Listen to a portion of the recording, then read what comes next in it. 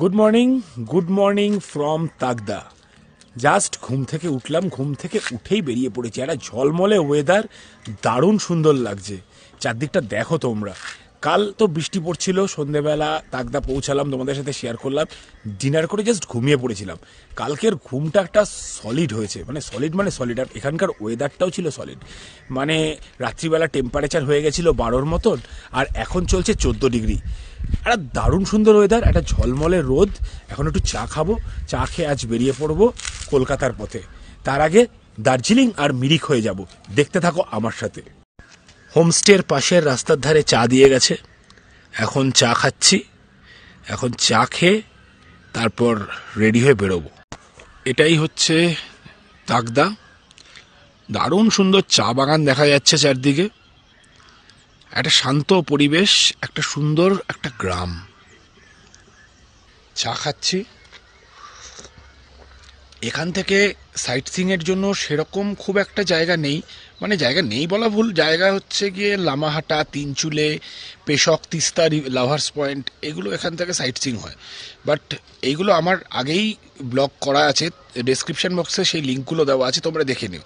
তাই তোমরা সবাই জানো যে আমি যখনই নর্থ বেঙ্গল আসি ঘুরতে, তখন পাহাড় আসলে আমি একবার দার্জিলিং হয়ে ফিরবই। তাই ভাবলাম একবার দার্জিলিং যাবো না, সেটা তো হয় না। আজ তাই তোমাদের নিয়ে সকালবেলা চলে যাবো দার্জিলিংটা কিছুক্ষণ ঘুরবো, ম্যালটা আর অবজারভেটরি হিলসটা, ওটাই আমার ফেভারিট জায়গা। অবজারভেটরি হিলস ঘুরে চলে যাব মিরিক দেখতে। মিরিকে চা বাগান দেখবো, চা বাগান দেখবো মিরিক লেক দেখে চলে যাব শিলিগুড়ি থেকে আজ কলকাতার ট্রেন। আর আজকেই ট্রিপের শেষ। খুব শিগগিরই আবার নিয়ে আসবো তোমাদের একটা নতুন কোনো ট্রিপে। তাই দেখতে থাকো আমার channel world in my eyes, আর সাবস্ক্রাইব করতে ভুলো না আমার চ্যানেলকে। রেডি হয়ে গেছি, এখন ব্রেকফাস্ট করব। ব্রেকফাস্ট করে বেরিয়ে পড়বো দার্জিলিংয়ের পথে। যদিও শুনছি দার্জিলিং যাওয়ার পথে খুব জ্যাম আছে, তাও একবার খাওয়াটা পড়ে যাচ্ছিল, তাও একবার ট্রাই নেব দার্জিলিং যাওয়ার। চলো আগে ব্রেকফাস্টটা করে নিই, বেরিয়ে কথা হচ্ছে। আবার মেঘ করছে হালকা হালকা, সুন্দর ঠান্ডা হাওয়া দিচ্ছে। এখন রাস্তায় দাঁড়িয়ে ব্রেকফাস্ট করছি। হোটেলের কিচেন থেকে ব্রেকফাস্টটা বাইরে নিয়ে এসেছি। আজকে সকালের ব্রেকফাস্টে রয়েছে পুরি আর সবজি। পুরি বলা ভুল, একটা পরোটা টাইপের, কি বলবো এটাকে, লুচি পুরি পরোটা সবকটার একটা কম্বাইন ভার্সন, কিন্তু বেশ ভালোই মনে হচ্ছে খেতে। খেয়ে বলছি তোমাদের কেমন। বেরিয়ে পড়েছি তাগদা থেকে, এখন যাচ্ছি দার্জিলিং। ওখানে কিছুক্ষণ সময় কাটাবো, কিছুক্ষণ সময় কাটিয়ে চলে যাব মিরিক থেকে তারপর ট্রেন ধরে আজকে বাড়ি। সেটাই প্ল্যান আছে। প্ল্যানটা কতটা কি এক্সিকিউট করা যায় দেখছি। চলো এগোনো যাক। দারুণ সুন্দর একটা রাস্তা দিয়ে যাচ্ছি, রাস্তাটা দেখাচ্ছি তোমাদেরকে।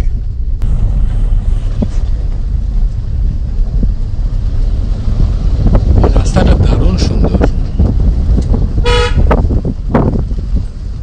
পুরো গ্রামের রাস্তা দিয়ে বেরোচ্ছি। তাগদা থেকে দার্জিলিং এর ডিস্টেন্স 26 কিলোমিটারের মতন।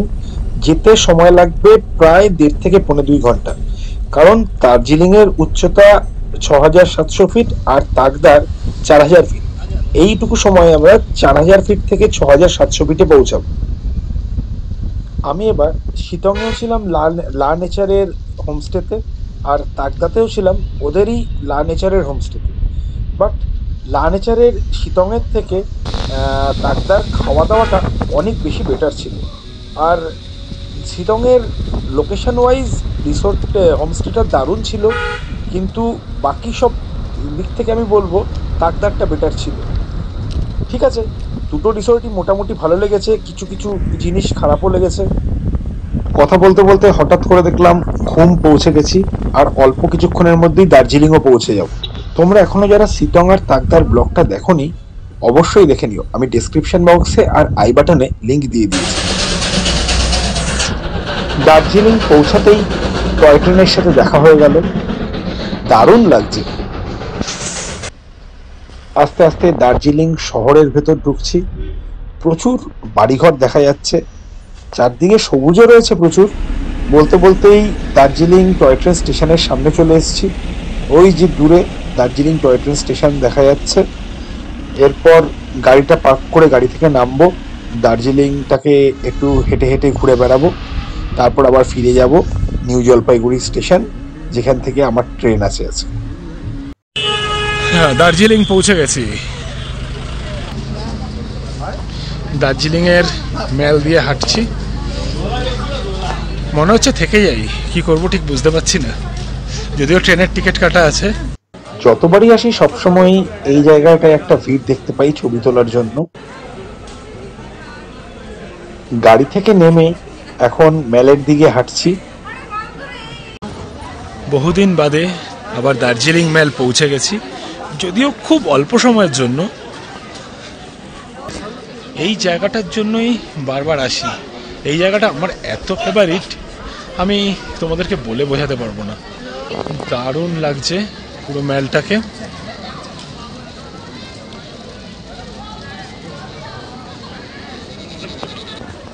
আজকে যখন দার্জিলিং এসছিলাম ঘুরতে, অবশ্যই তো একটু চা পাতা কিনে নিয়ে যাব, কারণ দার্জিলিং টি আমার ফেভারিট। দার্জিলিং টি এর লিকার টি খাওয়ার মজাই আলাদা।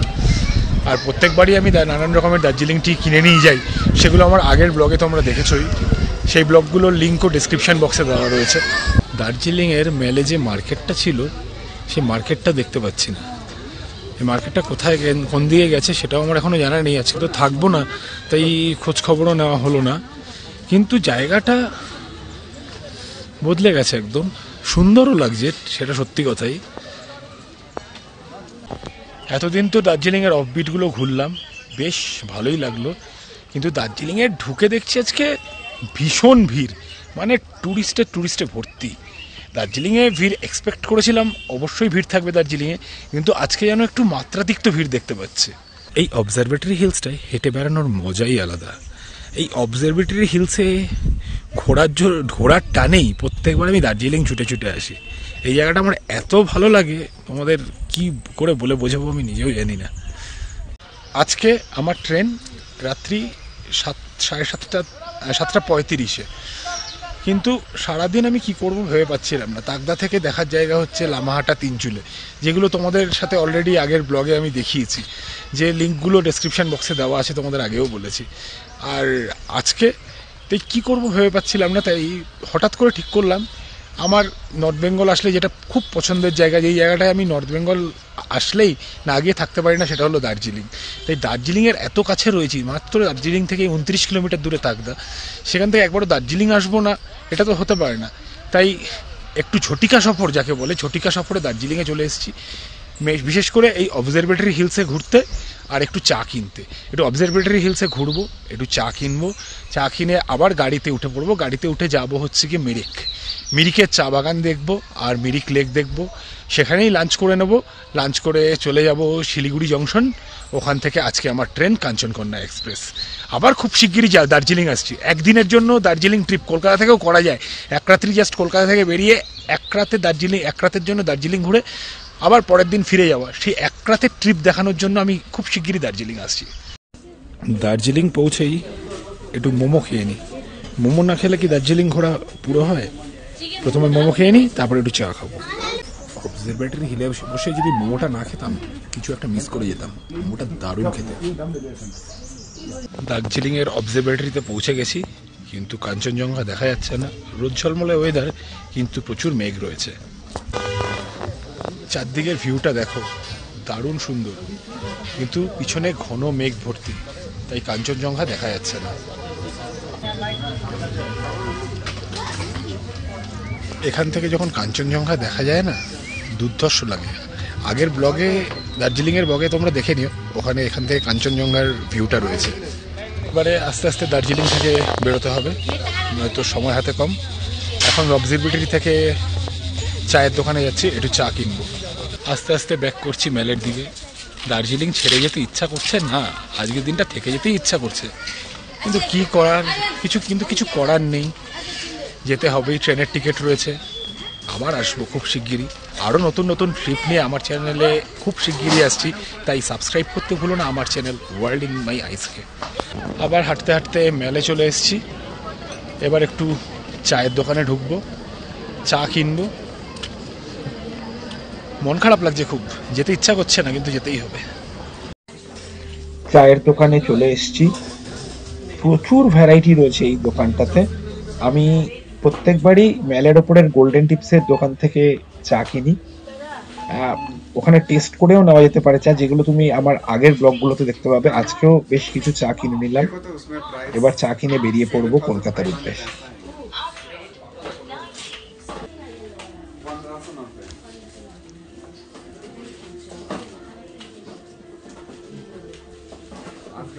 অবশ্যই আমি আসছি এর মধ্যে তখন।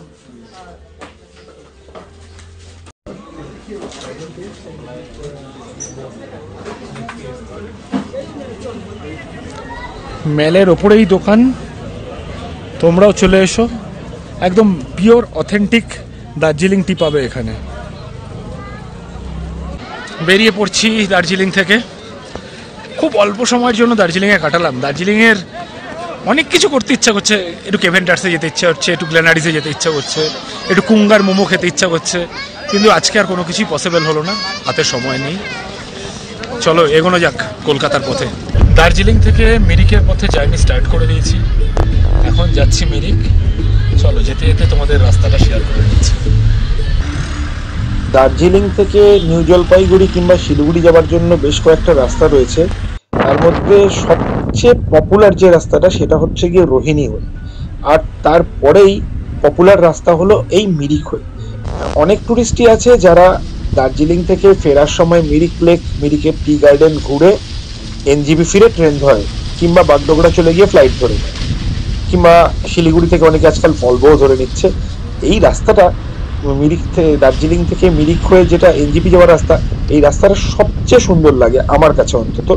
আর এই রাস্তাটার মধ্যে সব থেকে বেশি চা বাগানও দেখা যায়। দার্জিলিং থেকে মিরিকের ডিস্টেন্স 38-39 কিলোমিটারের মতন, আর যেতে সময় লাগবে 2 ঘন্টার মতো। আজকে রাস্তায় প্রচুর কুয়াশা। দার্জিলিং এর পর থেকে মিরিকের আর 19 কিলোমিটার মতন রাস্তা বাকি। পুরো রাস্তাটাই ঘন কুয়াশার মধ্যে দিয়ে চলছে, আর সেরকম মারাত্মক ঠান্ডা লাগছে, দারুণ লাগছে। পুরো জার্নিটা দারুণ এনজয় করছে। তোমরাও চলে এসো একবার এই রুটটা করতে, দারুণ এনজয় করবে তোমরাও। এই সিরিজটা আর এই ব্লগটা তোমাদের কেমন লাগলো অবশ্যই কমেন্ট করে জানাবে।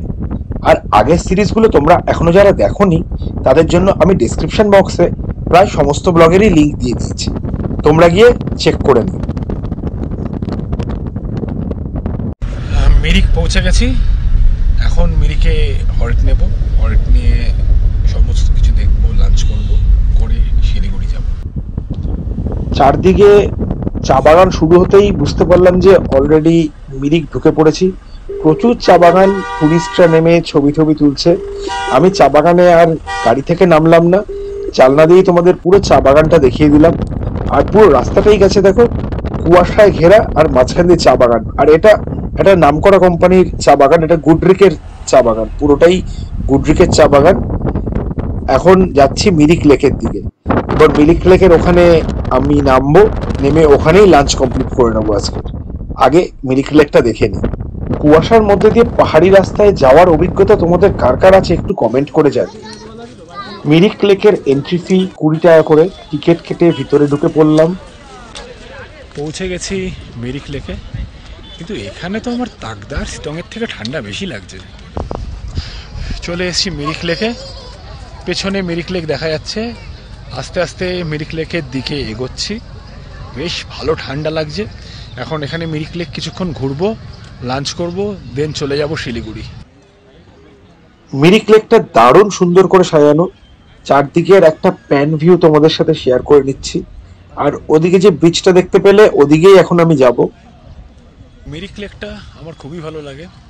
আমার আগের একটা ব্লগেও তোমরা মিরিক লেক দেখেছো, ডেসক্রিপশন বক্সে তার লিংক দেওয়া রয়েছে। আজকের মিরিক লেকটা এই কুয়াশার মধ্যে ঘিরে রয়েছে না, আরও সুন্দর লাগছে। দেখতে থাকো তোমরা মিরিক লেকটা আমার সাথে। মিরিক লেকের সামনের পার্কটা ঘুরলাম, এবারে মেন লেকটার দিকে যাচ্ছি। এইবার মেন লেকটার দিকে এগোচ্ছি। চারদিকে প্রচুর লোকজন।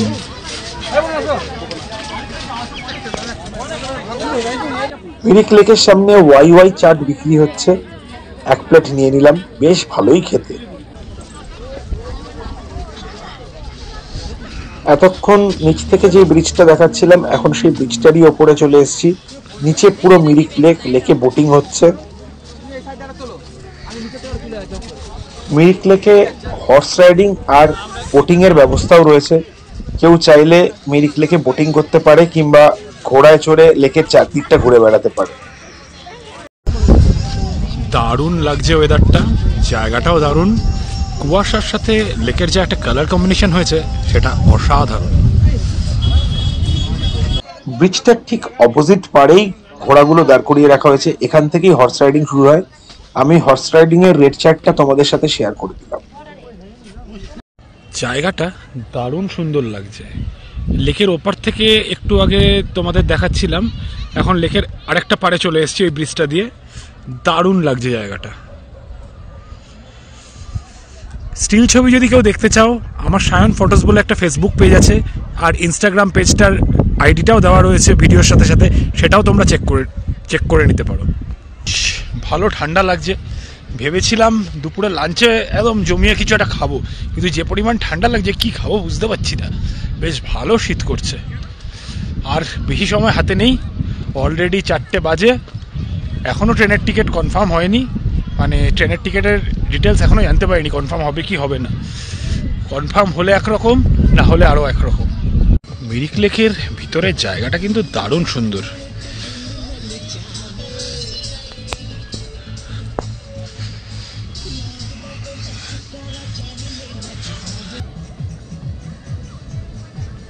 মিরিক লেক থেকে এবারে বেরিয়ে পড়ছি। এবারে লাঞ্চ করব, লাঞ্চ করে যাব শিলিগুড়ি জংশনের পথে। মোটামুটি ট্রিপের শেষ, এখন মিরিক লেক থেকেও বেরিয়ে পড়ছি। এরপরে লাঞ্চ করব, ডিনার তো হবে ট্রেনে। চলো যাওয়া যাক, এগোনো যাক। অনেকদিন বাদে পাহাড় আসলাম তো, তাই পাহাড়কে ছেড়ে দিতে খুব মনটা খারাপ হচ্ছে। একটা নেপালি দোকানে লাঞ্চ করতে ঢুকে গেছি। আজকের লাঞ্চে রয়েছে চিকেন থালি, ভাত, ডাল, 2 রকমের তরকারি, আলু ভাজা, চিকেন সবই রয়েছে এই থালিতে। মিরিক লেক থেকে বেরিয়ে পড়ছি, এখন যাচ্ছি শিলিগুড়ির পথে। চলো গাড়িতে ওঠা যাক। বেশ অনেক দূর পৌঁছে গেছি। শিলিগুড়ির থেকে এখনো কিছুটা জার্নি বাকি শিলিগুড়ি পৌঁছাতে। যদিও শিলিগুড়ি পৌঁছানোর কিছুক্ষণ আগে আমার কাছে SMS এ খবর পেলাম আমার ট্রেনের টিকিটটা কনফার্ম হয়নি। এবার জানি না কি করে ফিরবো, আদৌ আজকে ফিরতে পারবো কিনা। দেখি, চেষ্টা করছি আজকে ফেরার। একটু আগেই আমি SMS পেলাম যে আমার আজকে ট্রেনের টিকিটটা কনফার্ম হয়নি। যথারীতি আর অন্য কোনো ট্রেনের টিকিটও নেই। এখন জানি না কিভাবে পৌঁছাবো। মেবি যেটার চান্স বেশি, আমি আজকে বাসে ব্যাক করছি। প্রায় নেমে পড়েছি সমতলে, এখন শুকনা জঙ্গলের মধ্যে দিয়ে যাচ্ছি, আর কিছুক্ষণের মধ্যেই শিলিগুড়ি পৌঁছে যাব।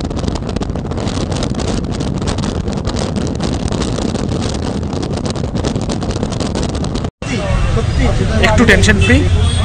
ট্রেনের টিকিট ওয়েটিং লিস্টে চলে ক্যান্সেল হয়ে গেল, মানে ট্রেনের টিকিট কনফার্ম না হলেও বাসের টিকিট অ্যাট লাস্ট পেলাম। আজ ফিরছি গ্রিন লাইনের ভলভোতে কলকাতায়। আমার ভলভো রাত্রি 8টার সময়, তাই একটু রিল্যাক্স করার জন্য এখন একটু চা খেয়ে নিই।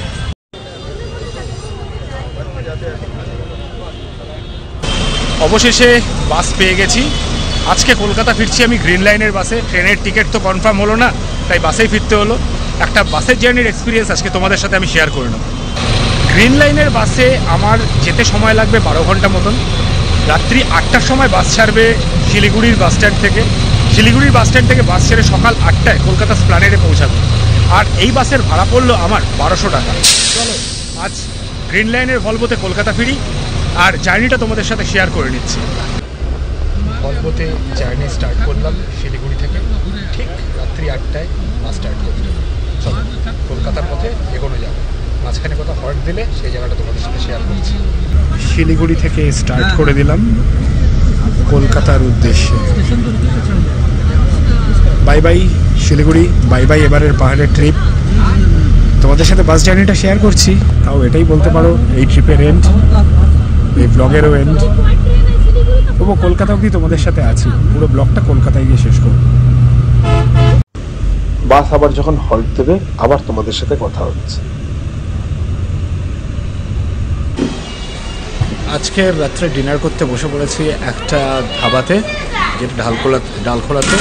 বাসটা হল্ট দিল, জায়গাটা তোমাদের দেখাচ্ছি। আগে ডিনারটা করে নিই, মাত্র 20 মিনিট সময় আছে হাতে।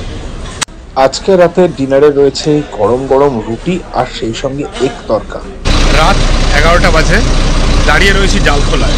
এখন বাস রয়েছে হল্টে। জাস্ট ডিনার কমপ্লিট করলাম, করে দেখলাম সুন্দর একটা চা বিক্রি হচ্ছে। তাহলে একটু চা খেয়ে নিই, কারণ এখন তো বাসে আমার সেরকম বাসে ঘুম টুম হচ্ছে না। জানি না বাসে আদৌ ঘুম হবে কিনা, তাই একটু চা খেয়ে নিলাম। চা খেয়ে এখন আবার বাসে উঠে পড়বো। আবার কালকে সকালবেলা প্ল্যানেট পৌঁছানোর আগে বোধহয় আরেকটা হল্ট দেবে, সেটাও তোমাদের সাথে শেয়ার করে নেবো। দেন কলকাতা পৌঁছে আমার এই ট্রিপটারও এন্ড হবে, এই ব্লগটারও এন্ড হবে। চলো কন্টিনিউ করতে থাকি। এখন চা খেয়ে আবার বাসে উঠবো। এখানে 20 মিনিট মতন বাস দাঁড়াবে বলেছে, অলরেডি 20 মিনিট হয়ে গেছে। আর তরকারিটা খেতে বেশ ভালোই ছিল, বেশ ভালো খাবার দাবার। তাহলে বাসে ওঠা যাক চাটা খেয়ে। সব ভলভোগুলো এখানেই হল্ট দেয়। রাত 11টায় আবার জার্নি স্টার্ট করলাম। চলো যাওয়া যাক। ভোর 4টে বাজে শঙ্কর হোটেলে হল্ট দিয়েছে, একটু চা খেয়ে নেওয়া যায়। প্রায় কলকাতার কাছাকাছি পৌঁছে গেছি। জাস্ট ভোরের আলো ফুটতে শুরু করেছে, এখন 5:30 6টা মতন বাজে। আর কিছুক্ষণের মধ্যেই কলকাতা পৌঁছে যাব। এই ব্লগটা তোমাদের কেমন লাগলো অবশ্যই কমেন্ট করে জানিও, আর সাবস্ক্রাইব করতে ভুলো না আমার চ্যানেল। বাস থেকে নেমে কলকাতা পৌঁছে গেছি। বাস জার্নিটা খুব ভালোও বলবো না, খুব খারাপও বলবো না। যদিও বিফোর টাইম পৌঁছে গেছি, কিন্তু অন্যান্য কোম্পানির বাসেও চলেছি, তার তুলনায় গ্রিন লাইনের বাসগুলো না একটু পুরনো দিনের, আর লেগ স্পেসটা প্রচণ্ড কম। ঠিক আছে, অ্যাভারেজে ঠিক আছে, বাট অন্যদেরটা বেশি বেটার গ্রিন লাইনের তুলনায়। যাই হোক, আমার এই ব্লগটা আমি এখানেই শেষ করছি। এই ব্লগটা কেমন লাগলো, এই সিরিজটা কেমন লাগলো, তোমরা অবশ্যই কমেন্ট করে জানিও। খুব শিগগিরই ফিরে আসছি নতুন কোনো একটা ট্রিপ নিয়ে।